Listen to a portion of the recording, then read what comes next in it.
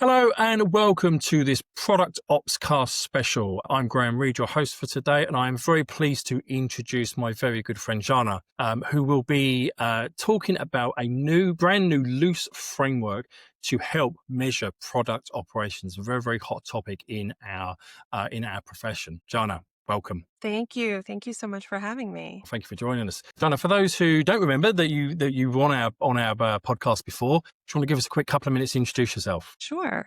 My name is Jana Debusk. I am currently a senior product operations manager at Applied Systems. And so my role is kind of taking the go-to-market post-launch adoption side of the house, as well as defining best practices for our product operations team. So if we have embedded POMs as well. And so a lot of that is also like, how are we measuring product operations, right? Before diving into tech and product operations, I was a professional musician for most of my life. And I have a curvy, winding road that led me here, just like everybody else. Indeed, and very interesting. You did share with me just recently your, I think your latest single or whatnot, which was lovely to hear. But why not? We'll put a little link to that Sure. on here as well. Why not? We'll put it back here.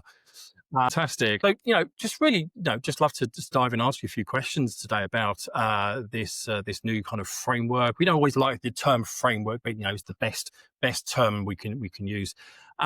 You created this resource. Why did you build this? What inspired you to do this? Yeah. Well, product operations and as strategic operators, not just process people, we're really responsible for increasing product team leverage, which ultimately improves customer outcomes. But we know from our conversations with our peers in product operations how much of a struggle this can be. There are a lot of really great resources, but they're kind of spread out all over the internet and conversations and books. And as a product operations person, I really wanted to centralize this and kind of bring those pieces together so that we can have this centralized resource. But what's most exciting to me is that this is a living resource. So community is huge for me, and I think for a lot of people in product and product operations. And we really advance fastest when we are able to learn from each other and experiment openly and really share what is working for us. I want to learn from people. So I created this as a way to tap into our collective knowledge in this space and really make something that can help all of us and lift us all up in the industry. I think, firstly, that's just a fantastic thing to do.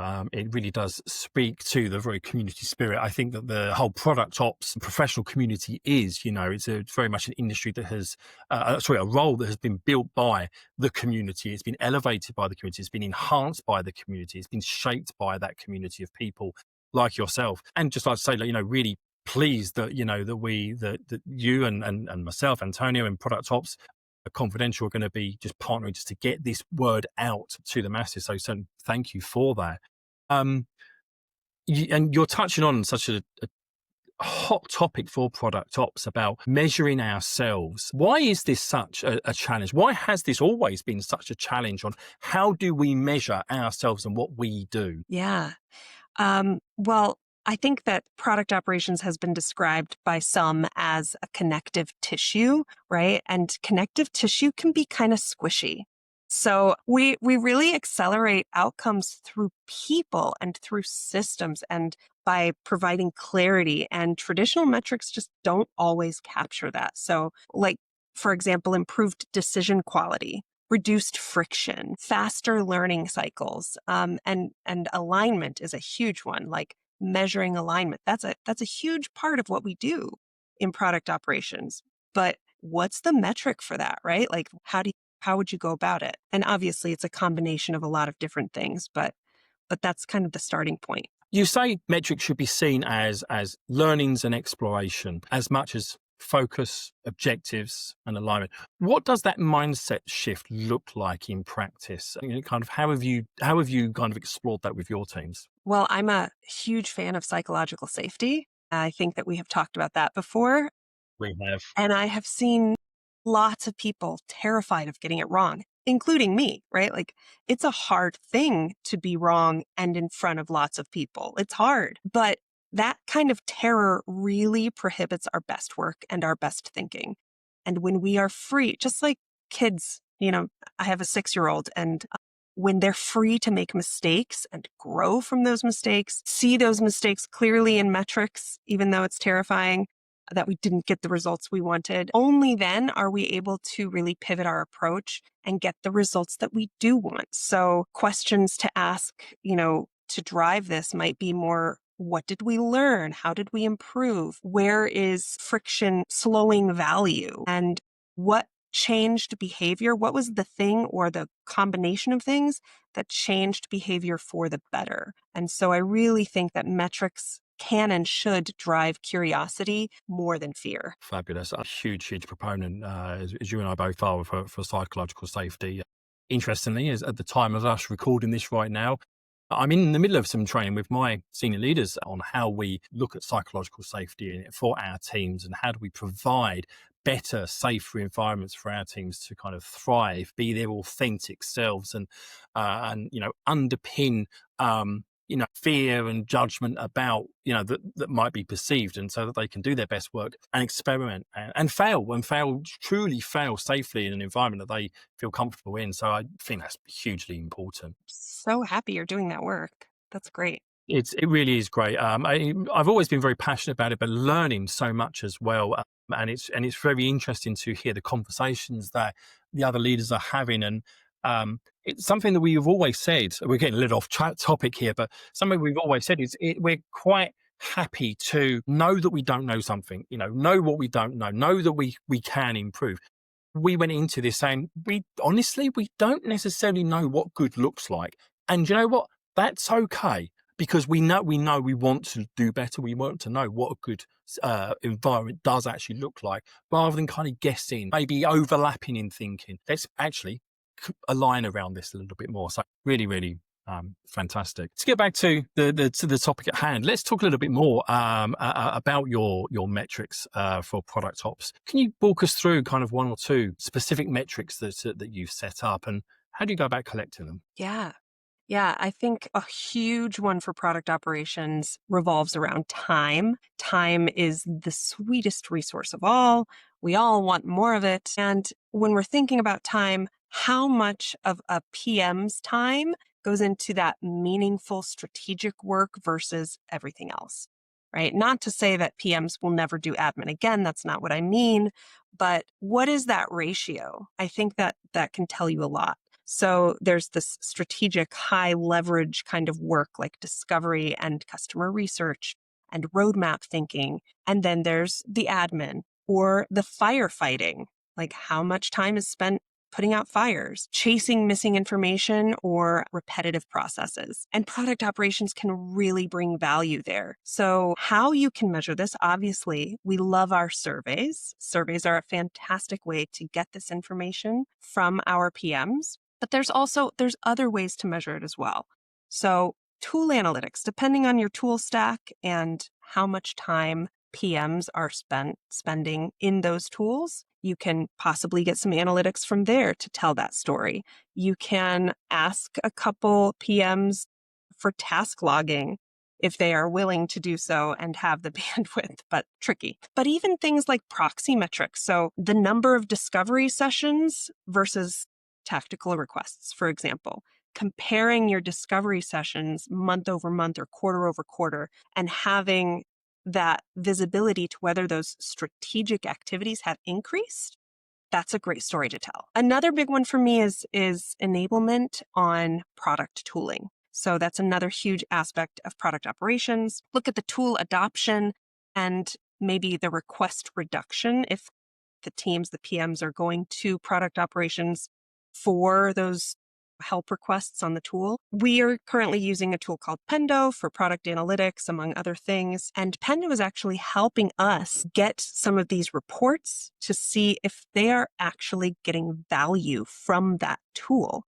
So, how many product managers have created dashboards or funnels or, whatever else you want to measure in whatever tool you have? Or also how much time from when a PM gets access to a tool until the time they create their first critical task, whatever that looks like. So there's different ways to go about this. There's different measurements. Surveys are a critical piece, but they are not the only piece of information that we have. So piecing those things together is really the storytelling aspect that we want to do as product operations that really can prove the value and measure product ops. You've touched on something that I've always looked at when we talk about measuring product ops. We've got the qualitative and we've got the quantitative in part, and the qualitative is just as important. We always want to kind of rush straight to the measures, the numbers. The qualitative, the sentiment is equally as important, because quite often we're talking about people and their feelings, how efficient they feel, how happy they are. How do you truly measure happiness? It's very, very difficult to do. Sentiment and surveys and things like that are generally the way to do it. But I think what's really interesting as well is you've come at this to not say, these are the measures that you're going to do. What you've come at this is think about measures yourself. You have come up at your business to say, this is what we have used. But that's not the only way. Think about, and I'm really pleased because this is what I've always said as well, is think about the measures that are appropriate to you.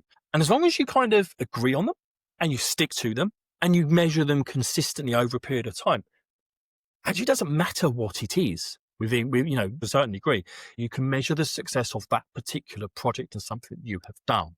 The important thing is that you are measuring something that you agree with, not necessarily this one thing and only this one thing. Right. It's a combination of factors that tells the whole story, right? Like we want to look at this holistically, and it really just depends on what it is you are trying to tell. So my final question on this is, product ops often influences team culture within and actually the wider business itself as well. And, through that, the decision making. How did you recommend measuring those kind of softer, those cultural driven outcomes? What we've just started to talk about, those things that are more sentiment based, that are more feelings based, more, how am I doing better in myself as a result of the things that you have put in place? What's your recommendations on measuring that? Yeah, I agree that culture is one of those areas that just product operations can have a massive influence. But I think it's less measured, and I think that's a miss. So, like if we're believing that discovery and feedback loops and iteration for customers is really important, why are we not applying that same mindset internally? So, a couple of things that I like to look for, team sentiment pulse surveys. So there are tools that do this, or of course you can be scrappy with anything, right? Like make a form, that's fine.